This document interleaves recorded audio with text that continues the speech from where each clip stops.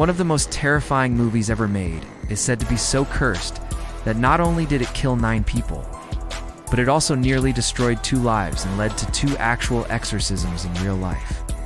But she wasn't the first choice. It was known as the exorcism of Roland Hunkler, a boy who supposedly displayed strange behavior and violent mood swings.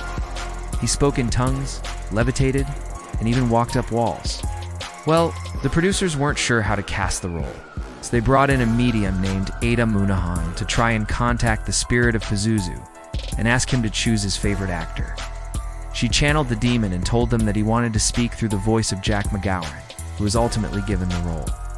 His parents claimed that these fits were the result of demonic possession, but doctors claimed that they were the result of mental illness.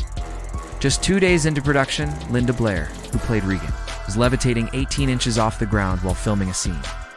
Then the next day, a fire broke out on set, destroying $1 million worth of equipment and sets.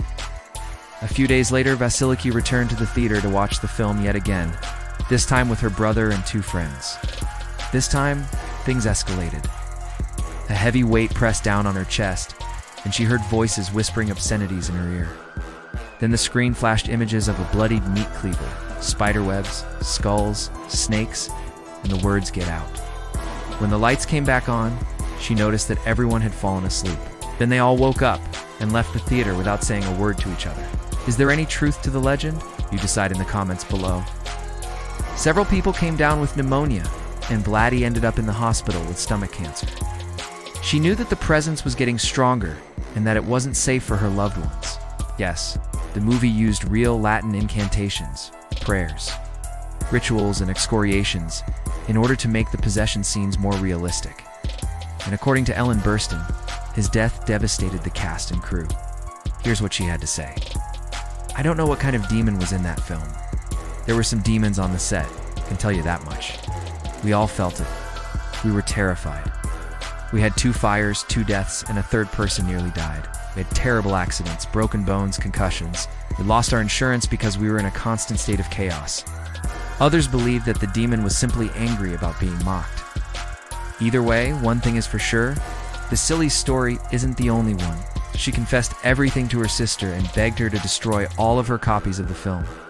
She also began attending church every day. And although she hasn't seen the movie since, she still feels the demon's presence sometimes. I think that when the picture was finished, the devil felt himself insulted by the way we had treated him during the making of the picture. And I think that he tried to teach us a lesson. And the lesson was, you don't mess with me." Despite all these setbacks, the film was completed and went into production. When the priest raised the crucifix to bless the house at the end, she felt a strong gust of wind, and the room suddenly became freezing cold. As the screen faded to black, something landed on her chest and bit her finger. She screamed, and the entity vanished. Her boyfriend thought that she was joking, but Vasilia knew that something dark had entered the theater with her. No one was hurt, but the production had to be halted for several weeks while new sets were constructed.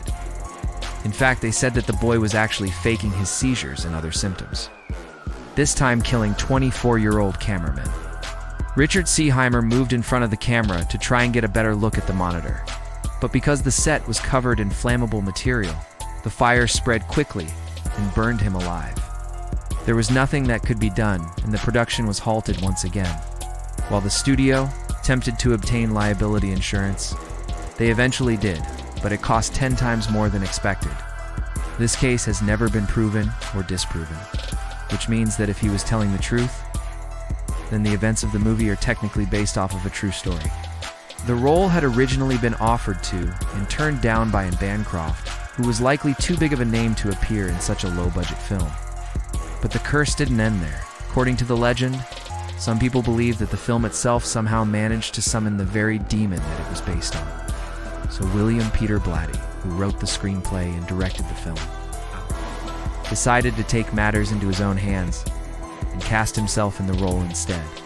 Coincidentally, he was a Catholic and had actually attended an exorcism in the early 1970s, where he observed a girl who was shaking violently while speaking in Latin. He later described her as the most frightening creature, an animalistic figure, and this experience inspired him to write the movie in the first place, and Burstyn herself almost turned it down. because she didn't want to play another mother after giving birth just a few months earlier. But before we get into what some think was an actual summoning gone wrong, let's start at the beginning with the movie's casting. In 1973, a 26-year-old actress named Ellen Burstyn got the role of Chris MacNeil, a single mother whose daughter is possessed by the devil. And then there was the little matter of the story being based off of a real exorcism that allegedly took place in Maryland in the late 1940s. But back to the casting.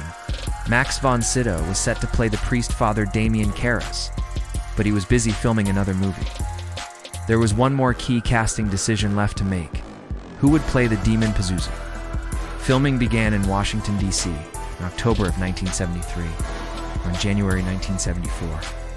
Filming was back underway when once again a fire broke out. To make things worse, the cast and crew started getting sick. Burstyn broke her foot. Blair suffered from migraine headaches. It was released in December of 1973 and became the highest-grossing film of all time, just 4 months after the film was released. 29-year-old Vasiliki Maliaros was watching a late-night showing of the movie with her boyfriend. Later that month, she watched the film again with her friend Mike, who experienced the same sensations and even saw the same biting. Vasily realized that she had been protected by her brother, who was a priest. Some believe that the reason the demon was able to enter the theater with Vasily was MacGowran, who played the demon, died of a heart attack just a year after the movie was released. Although Blatty insists that these tragedies were simply the work of a troubled production, others disagree. Here's what he had to say. So what do you think? And thanks for watching. Don't forget to subscribe for more stories of the most cursed movies ever made.